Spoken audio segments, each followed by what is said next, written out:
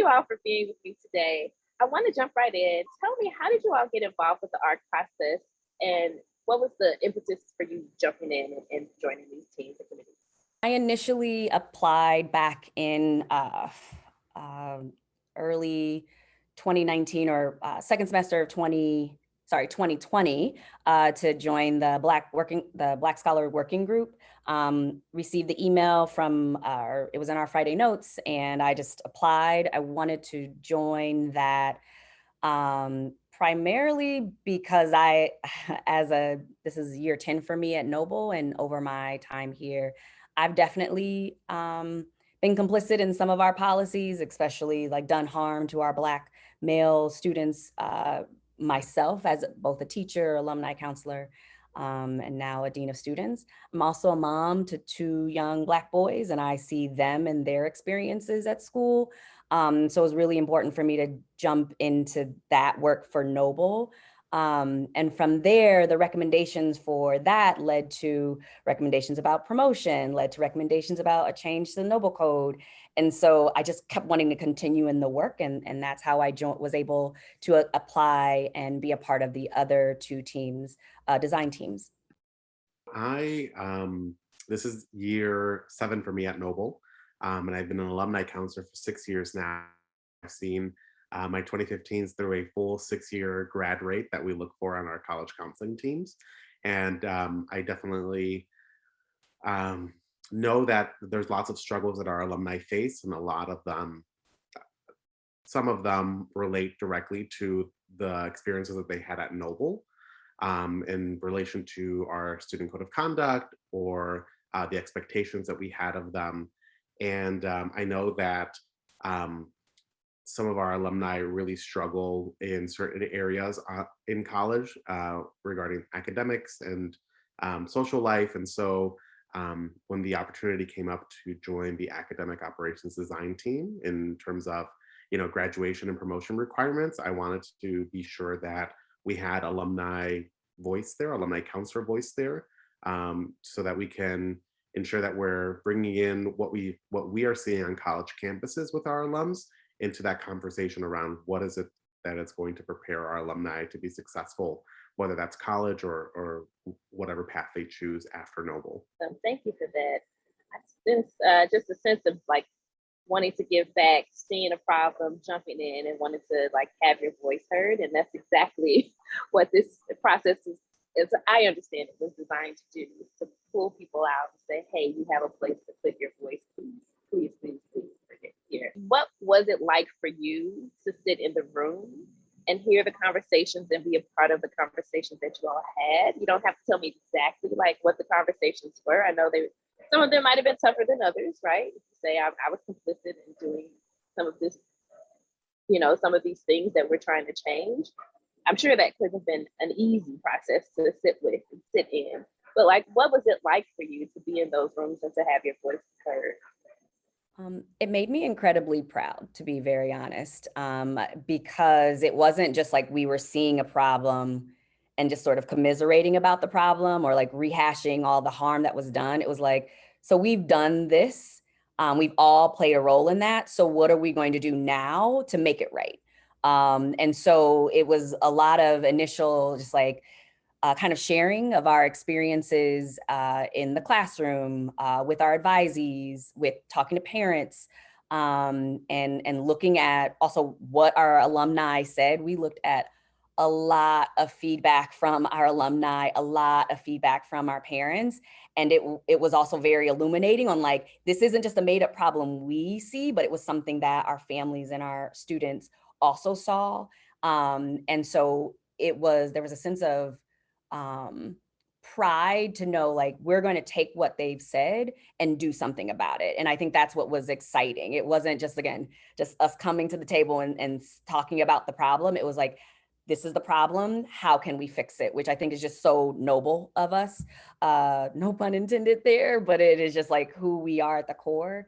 To me, if I would be nerdy, it like gets to this like charter mindset. That's the beauty of also charter schools, is like, we're able to sort of be nimble and reimagine what an institution can and should look like. And just because something has been one way for 20 years doesn't mean it's always been good for 20 years. We have to be willing to like dive in, and sitting with alumni, sitting with people like Carlos, sitting with parents, talking to students and teachers throughout the network, and pulling all of our heads together and like, how can we make this better, was just really an amazing opportunity. I agree with everything that Cicele said. And one thing that I'll add is that, we do network PD, we're able to come together as a whole school community of all of our campuses, once a quarter. And I think this being part of this group was extra special because I was able to hear from other campuses, from other campus leaders, that the problems that we've noticed at UIC College Prep are the same things that are being felt at other campuses. And so it just brings us together around our mission, and also that we do have a really important job to do in educating our next generation. And I'm really proud that Noble has brought together so many folks with so much experience at our campuses who are able to really dig deep around our practices so that we can become better. So give me a snapshot of like, who was in the room? Who participated in these programs, in these committee meetings with you? In the Black Scholar Working Group, for example, one of the members of our team is an actual alum. He was an alum of Chicago Bulls, and he sat and he told us like, this was what my experience was. And then we also interviewed students for that. So our different culture team members went out and sought the voices of students, recorded those feedback sessions, and we watched that feedback. So then Carlos could speak to like, when we were looking at the operations design or the academic design, it was also small breakout groups where we're like seeing themes that are coming out with alumni, families, and students in these breakout sessions, but also just like written survey feedback that they had given us. So I was hearing it from all over, from like direct, alum is right in front of me talking about their experience, listening to our current students. And then I know Carlos sat in some listening sessions and breakout groups with alumni specifically. Yeah, it was really, it's fascinating to me how Noble was able to really pull together so many voices this school year, given our remote setting. But we had video, we had surveys. It was just awesome to see how much feedback we were able to get from all of our stakeholders.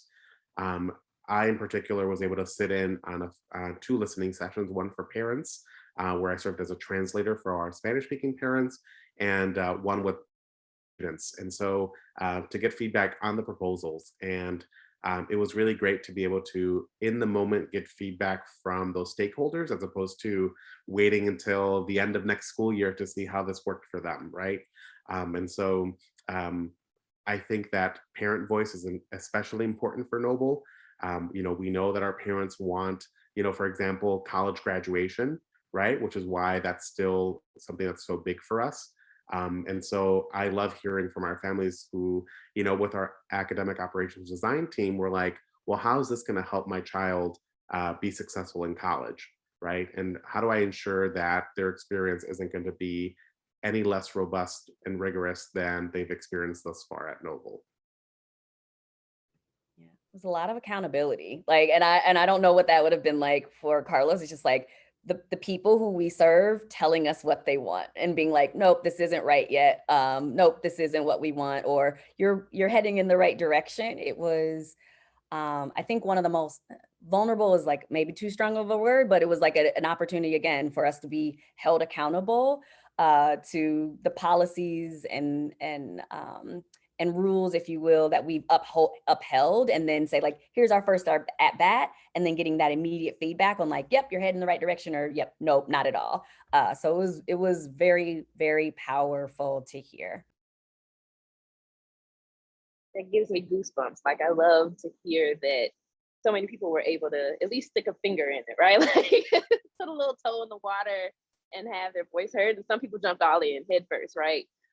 Which is what a equitable process looks like. Carlos, I'm curious to hear more about the alumni process. You said something about right, like parents giving us feedback that college is still important, right? And I've heard that a few times. And I want you to talk to me a little bit more about that and how that, like, how it came out. What are they saying?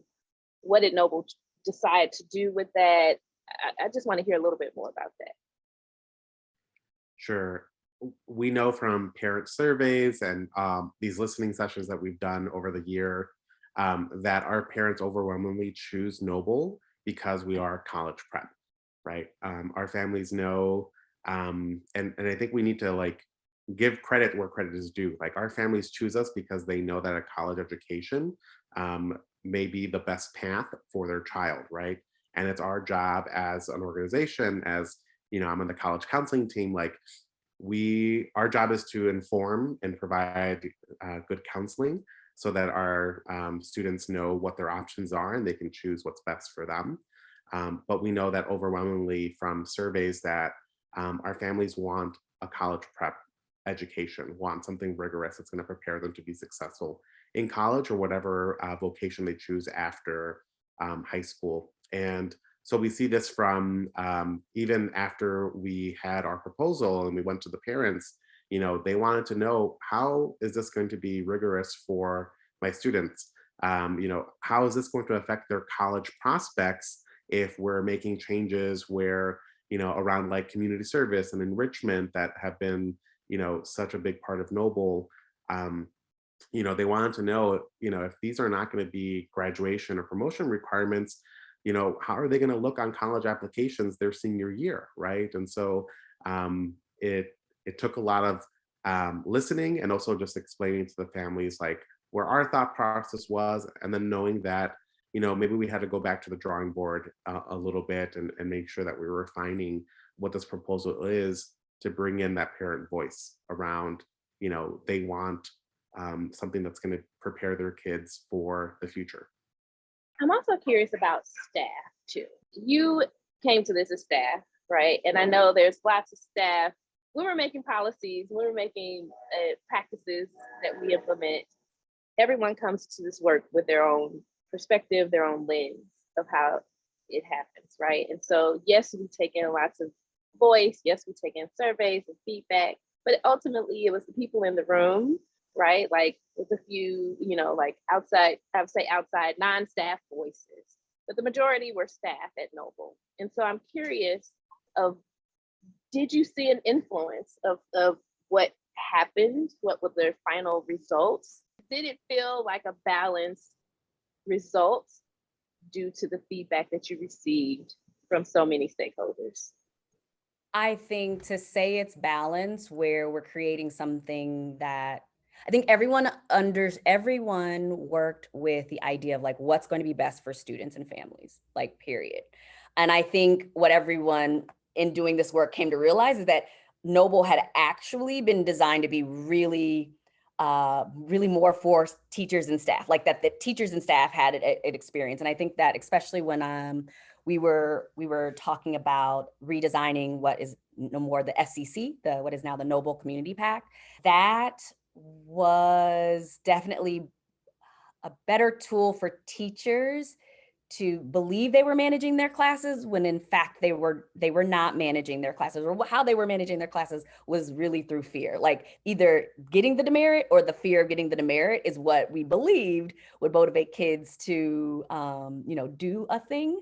And so it was like, from a teacher perspective, like I had this thing and then I didn't have to build the trust with my students to know, like, to be vulnerable with me, to make mistakes with me, and that like at the end of the day, I've got your back.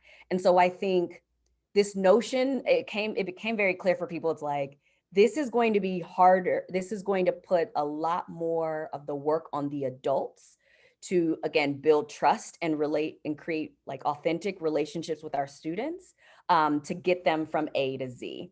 And so I think the teachers who sat on all of these always brought that to the forefront. Like, right, this sounds really great in theory, but in practice, that's going to be a lot for me because for so long as a teacher, I've not had to work on that. I was asked to like hit these, promotion standards or these, ACT, SAT standards, to hit these things in my classroom, to hit these outcomes, and that I could utilize this demerit system to help meet those outcomes, as opposed to like, I actually need to see the student as a person first, and then as a student second. And then that was like a mindset shift. And you just could see it being like, okay, this is more student focused.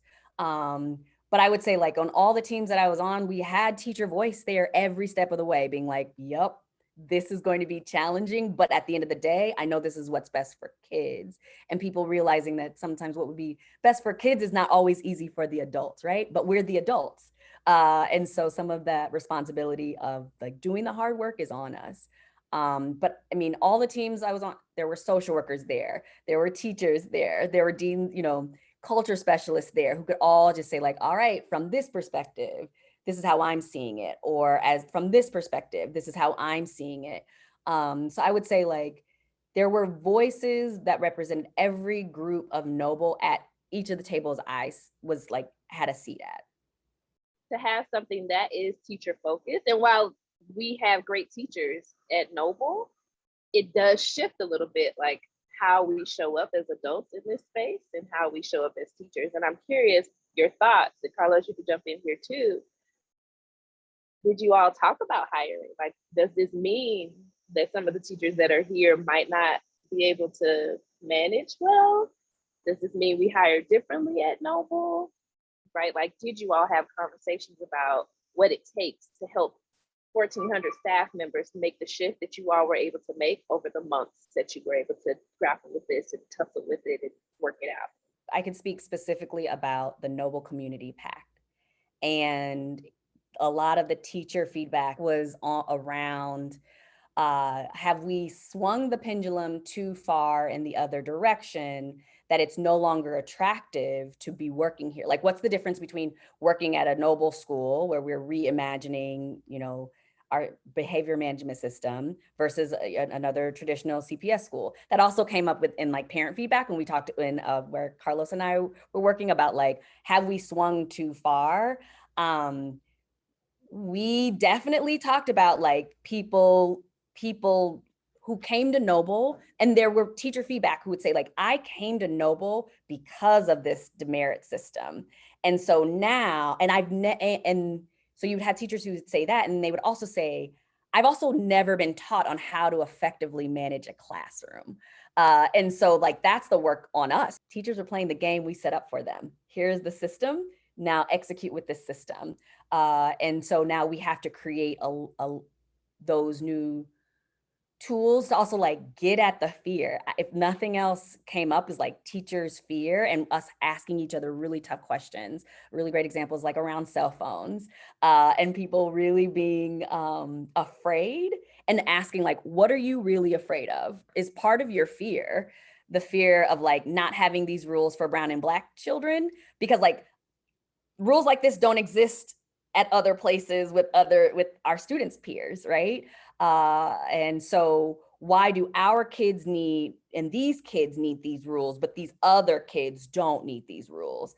And really getting down to that, and people having to ask themselves, like genuinely ask themselves, is this the work I want to be doing? And knowing like, right, it would maybe be easier for you to teach in a suburban school with a different population if that's your lived experience, because quite frankly, like building that relationship, enough about like that culture, that experience, or like that relationship will come naturally. Whereas like, if you are not from the city of Chicago, you are not brown or black, and like you are in one of these classrooms with that population, it's probably going to take you a little bit more to know about these students, know about their culture, and authentically engage and create relationships with them. And so it's like, that's the work, everyone came to that point. It's like, you teach in the city of Chicago. It's the third largest city in the country, diverse population. So, and we are serving this population. So what do we need to do to serve this population? I might have a whole lot to hire for, but ultimately, if that's what's best for kids, that's what's best for kids. I told our alum who was on our board for the Noble Compact, I was like, we were talking to our teachers about this, and a lot of them have fear, and it legit broke his heart. Like, he was like, wait, someone would be afraid to teach at my school because there's no more demerits. Then he's like, what are they afraid of? And I think if our kids knew that our teachers fear, that would be very illuminating. So I think we can't be afraid as a network, because it's like, what are we really afraid of, Thank you for that. Cicely. That was powerful. That last moment with the student, like, I can imagine, right? Like, what are we afraid of? Two last questions and we'll wrap up. So I want to know your vision. How do you think this will impact our students? I can actually get started with this. So I'm really hopeful that this work is going to help our students be more independent and autonomous. Ultimately, right? We can't rule by fear, and we need to help our students learn to make good choices, right? And to be responsible. And those are direct skills that are going to help them on their college campuses. And I know that in my years as an alumni counselor, I've definitely received feedback from students about how Noble in the past has been too handholdy, right? And the way that we support our students, and not giving them that autonomy, which then was a detriment to our alumni when they're on their college campuses and they, want to stick to the same what they know from Noble. And so I'm really hopeful that our team talked about electives. What are the things that we're offering for our students, so that they have a more robust education? I want them to have a variety and explore, because that's what they're going to be doing in college, right? And we don't want them to be afraid of trying new things. And I know that those changes are going to be a direct support to our alumni in the future on their college campus, and hopefully lead to better outcomes and a higher college graduation rate. I am a firm believer in our motto at UIC College Prep that we want our students to be able to make a positive multi-generational change, right? And so I think about that as in my own background as someone from Chicago, growing up, going to CPS, and what I've been able to do with my life, and I want the same for our students. And I know that this is a good step forward in ensuring that our alumni have more autonomy and feel that they can make the best choices for their life to really lead a choice-filled life in the future. Yeah, I think it's the shift of Noble being not just a good place to send your kid to help get them into college, but help them graduate from college. I think all the things I think Noble has gotten really good at getting kids in. And we're now pulling some levers that can go past that, get our kids to graduate from college, so that a freshman coming in will know, like, yes, you're going to graduate from here and you're going to graduate from college. We've already seen that for you. And so we're going to give you a more holistic experience, an experience that really takes who you are and centers that. And we center like your education on that, your identity, your personhood, so that you can see yourself as a college graduate. And I also think it will help us make just like our already extraordinary teachers even better, right? Because we are kind of shortchanging our teachers by like saying like, just use this demerit system, because they can't, as much as we want them to stay with us forever and ever, as someone who does hiring hiring, like, I don't want to be hiring someone every year. I want the best people in front of kids. And I think now we really, really will be able to do that. And those skills will be things that our teachers can also take wherever they go as well, right? Like if you've only taught at Noble, only dealt with demerits, when you step into a different system, you're having to relearn that. Now you're kind of getting some authentic professional development around student engagement, classroom management here, with high academic expectations, right? With high expectations around care. so that we really will help our students become college graduates. So I think like everyone actually wins here. And it's this really notion of like, when things are equitable, like everybody wins, right? It's not like you get this and then like I lose something. It's actually, no, it's a win, mutual win-win for our students, our families, and our staff. So I'm really excited in the direction that we're heading. Like, it's just a win, I think.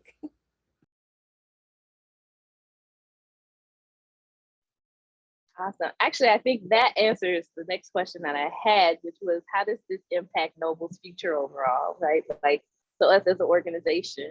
And feel free to jump in if you have any other thoughts about it. But specifically what I heard you say in particular was, and Carlos, like you started it, was we're not just seeing our students getting into college, like we're changing things to make sure that they're graduating from college, that we're preparing them for success beyond.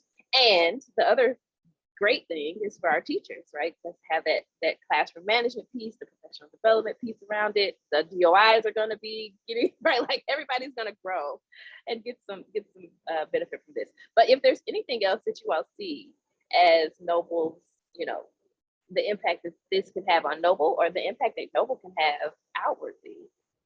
I think we continue to just be one of the best places to teach and work. Like I mean that.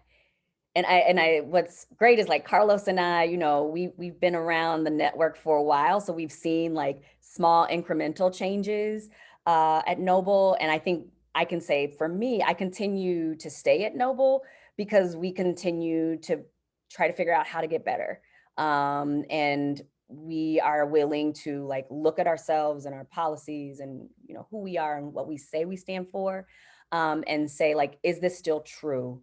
And now even more so, and I know like Carlos works on the PAC and has always gotten his like family input at UIC. And now this is like such a bigger way of doing that. And so like someone like Carlos has been hearing this over like a little bit of time. And so it's like, now we're really, really listening and really changing. And so I think it changes just the student experience, the family experience. And I think we will just continue to be like this beacon where people will like see like what's the good stuff we're doing here, and it's not out of fear. It's taking all of our stakeholders' experiences and really crafting a school that belongs to them, that belongs to us all. I'll add that,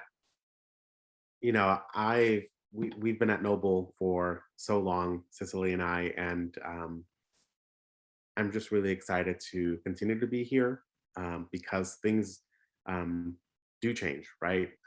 What my role was in 2015 when I started as an alumni counselor is different than what I do today, right? And we evolve with what the needs are of our students, of our alums in particular for me.